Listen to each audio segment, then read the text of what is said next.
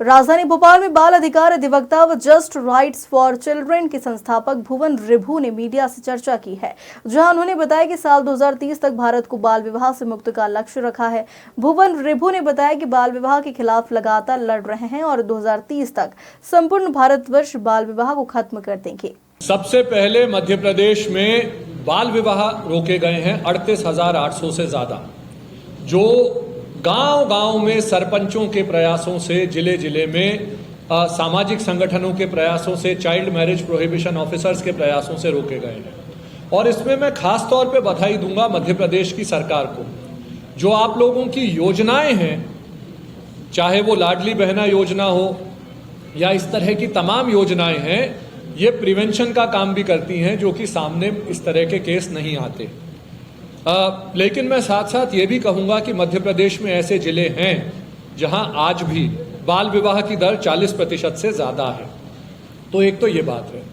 दूसरा, ट्रैफिकिंग के खिलाफ हमने जो यहाँ हमारे संगठनों ने, हमारे साथियों ने काम किया है, उसमें 4,700 से ज्यादा ट्रैफिकिंग के खिलाफ जो बच्चों को छुड़ाया गया है वो है। तीसरा, मध्य प्रदेश में खास तौर पे 11,000 से ज्यादा बच्चे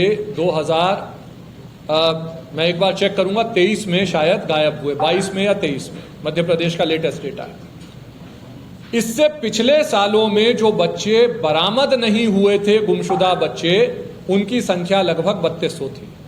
तो 3200 बच्चे पिछले सालों से चले जा रहे थे जो गायब थे और जो ट्रेस नहीं हुए थे। 11,000 के लगभग नए बच्चे गुमशुदा हुए और उसी वर्ष में लगभग 11,000 ही बच्चे ट्रेस कर दिए गए।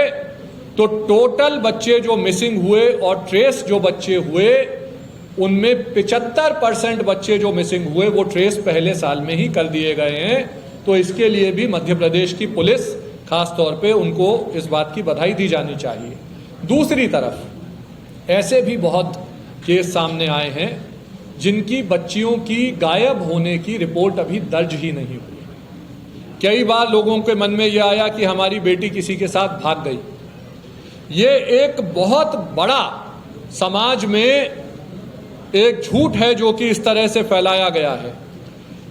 हमारी बेटी या गरीब आदमी की बेटी किसी के साथ भाग गई या उस बच्ची को कोई भगा के ले गया, इसके बीच में 7 साल के कारावास का पूरा प्रावधान होता है।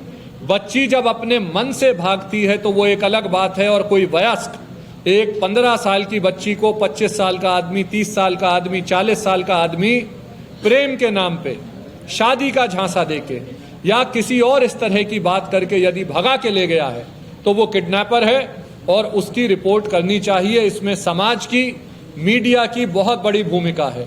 ये जो शर्म है जो हम बच्ची के भागने के साथ एसोसिएट करते हैं, इस शर्म को पाला बदलना पड़ेगा। मैं अंग्रेजी में कहता हूं, shame and blame must switch sides.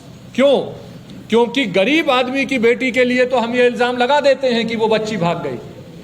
क्या किसी सीईओ की बेटी के लिए, किसी और बड़े अधिकारी की, किसी राजनेता की, किसी रसूख वाले आदमी की बेटी के लिए हम कह पाएंगे कभी?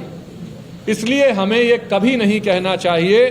बच्ची कभी नहीं भागती, उसका कोई वयस्क शोषण करके उसे भगा के ले जाता है। वो किडनैपिंग का केस होना चाहिए।